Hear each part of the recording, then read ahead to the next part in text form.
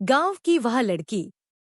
गांव सीतापुर में एक झोंपड़ी थी, जहां रहती थी शर्वरी, एक सावली, दुबली तली, मगर तेज आंखों वाली लड़की। उसकी उम्र करीब 16 साल थी। उसके साथ रहती थी उसकी विधवा माँ लता देवी। शर्वरी के पिता, जो एक मामूली मजदूर थे, 2 साल पहले एक दुर्घटना में चल बसे थे। लता देवी सिलाई करके पेट पालती थी और शर्वरी दिन भर खेतों में काम करती, कभी किसी के मवेशी चराती, कभी किसी के बर्तन मांजती। लेकिन गांव के लोग उसके रंग, उसके पहनावे और उसके सीधे स्वभाव का मजाक उड़ाते। टीना बेटी, कल हमारे घर पे कुछ मेहमान आ रहे हैं, तो जा बेटा थोड़ा घर का सामान ले आओ। ठीक है माँ, मैं अभी जाके ले आती हूँ। अंधेरा मत करना बेटी, टाइम से आ जाना, क्योंकि घर आके तुझे खाना भी बनाना है। कल हमारे घर में मेहमान आ रहे हैं, लेकिन मेरे पास तो एक भी सुंदर कपड़े नहीं है जो मैं मेहमानों के सामने पहन सकूं। काश मेरे पास भी कोई जादू वाली परी होती जो मुझे अच्छे अच्छे कपड़े ला कर देती, रानी की तरह मैं भी सजती। अरे साधु बाबा प्रणाम। बेटी, मैं बहुत भूखा हूँ, क्या तुम मुझे खाना खिलाओगी? हाँ हाँ बाबा, क्यों नहीं, आप बैठिए, मैं अभी आपके लिए भोजन लेकर आती हूँ। अरे घर में रोटियाँ सिर्फ 2 ही बची हुई हैं। मैं ऐसा करती हूँ कि ये चावल माँ के लिए रख देती हूँ और रोटियाँ बाबा को दे देती हूँ। मैं शाम को खाना खा लूँगी। बाबा बुजुर्ग हैं, उनको खाने की ज़्यादा ज़रूरत है। लो बाबा, मैं आपके लिए खाना लाई हूँ। बेटी, तुमने एक बूढ़े को भोजन कराया है और मैं तुम्हें ये आशीर्वाद देता हूँ कि आज से तुम जो भी सोचोगी वही होगा और तुम आज से एकदम रानी महारानी की तरह रहोगी। बेटी, आज से तुम्हारे सारे दुख खत्म हो जाएंगे। स्मिता, तूने सुना कि आज तो राजा के महल में उत्सव हो रहा है और वहाँ जो भी लड़की सबसे अच्छी लगेगी उसी से राजा का बेटा ब्याह करेगा। हाँ, लेकिन हम लोगों के नसीब में ये सब कहाँ। हमारे पास तो अच्छे वस्त्र ही नहीं है जो हम उत्सव में जा सकें। हाँ, लेकिन मैं तो जाऊँगी, मैं तो मेरी माँ की साड़ी पहन लूँगी, वही पहन के जाऊँगी। हाँ, लेकिन अगर तेरे पास वस्त्र अच्छे होते तो भी तू नहीं जा पाती। तेरी शक्ल देख, तू काली कलूटी, तू वहाँ जाके क्या करेगी?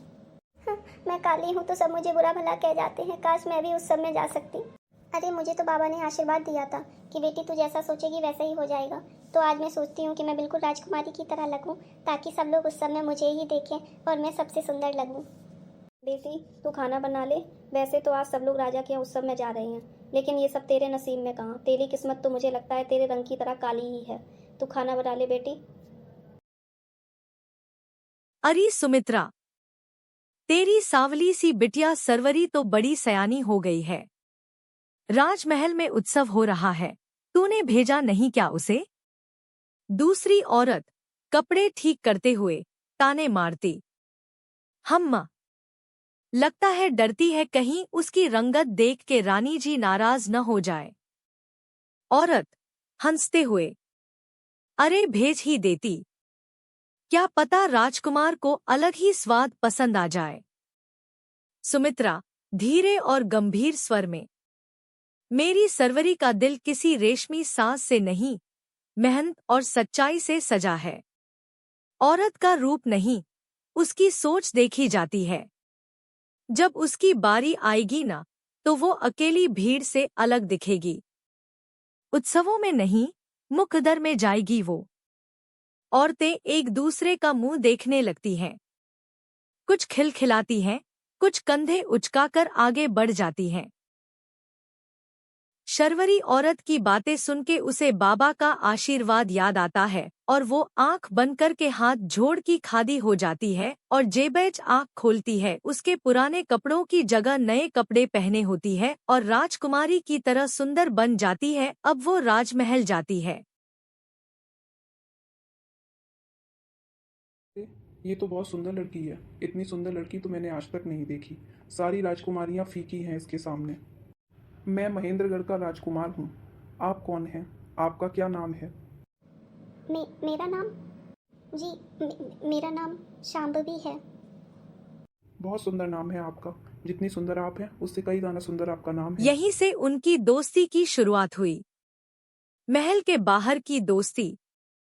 अर्जुन और शर्वरी रोज मिलने लगे, कभी बाग में, कभी पुराने कुएं के पास, कभी नदी किनारे।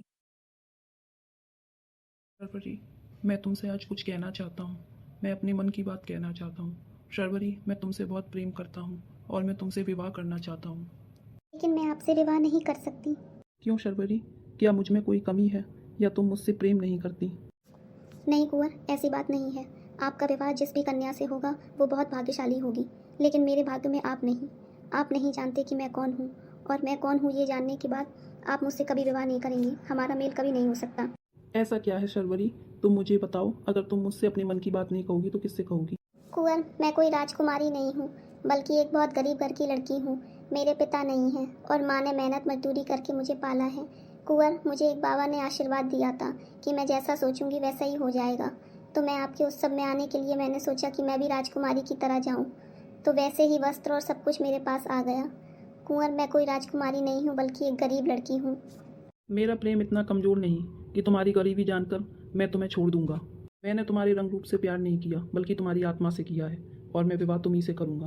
लेकिन कुंवर, महाराज कभी भी इस विवाह के लिए स्वीकृति नहीं देंगे। मैं एक गरीब घर की लड़की हूँ, और कहाँ आप राजमहल में पलने वाले। हमारा मेल कभी नहीं हो सकता। महाराज कभी नहीं मानेंगे। आप मुझे आज से भूल जाइए। अब हम कभी नहीं मिलेंगे। शर्वरी, तुम मेरे साथ ऐसा नहीं कर सकती। रुक जाओ शर्वरी, मैं तुम्हारे बिना जीवित नहीं रह पाऊंगा। राजकुमार ने सोचा कि मैं आज ही राजा को अपने पिता को सब बता दूंगा अपने और सरवरी के बारे में।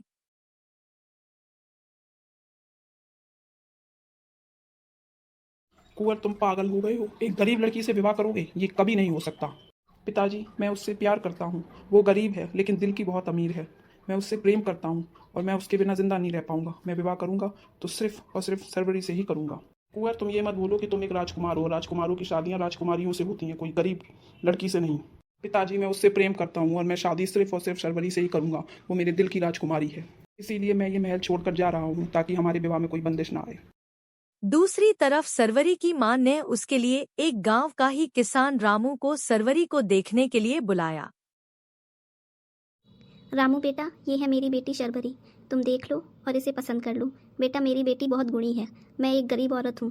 मैं तुम्हें दहेज तो नहीं दे सकती, लेकिन मेरी ये बेटी बहुत गुणी और मेहनती है। नहीं नहीं माँ जी, मुझे दहेज नहीं चाहिए। मुझे तो आपकी बेटी ही चाहिए। मुझे तो सरवरी पसंद है। आप सरवरी से भी पूछ लीजिए। नहीं बेटा, उससे पूछने की ज़रूरत नहीं है। तुमने हाँ कह दी, बस हमारे लिए तो यही बहुत है। माँ, मैं ये विवाह बिल्कुल भी नहीं करूँगी। आप अच्छी तरह जानती हैं कि मैं राजकुमार से प्यार करती हूँ और मैं उन्हीं से विवाह करूँगी। मैं ये विवाह बिल्कुल नहीं करूँगी माँ। देखो शर्वरी, राजकुमार का और तुम्हारा मेल नहीं हो सकता। कहाँ वो राजकुमार और कहाँ तुम एक गरीब घर की लड़की हो, इसलिए ये मेल नहीं हो सकता। माँ, राजकुमार को मेरी गरीबी से कोई फ़र्क नहीं पड़ता है, और आप देख लेना कि वो मेरे लिए अपना महल छोड़कर आएंगे और हमारा विवाह ज़रूर होगा।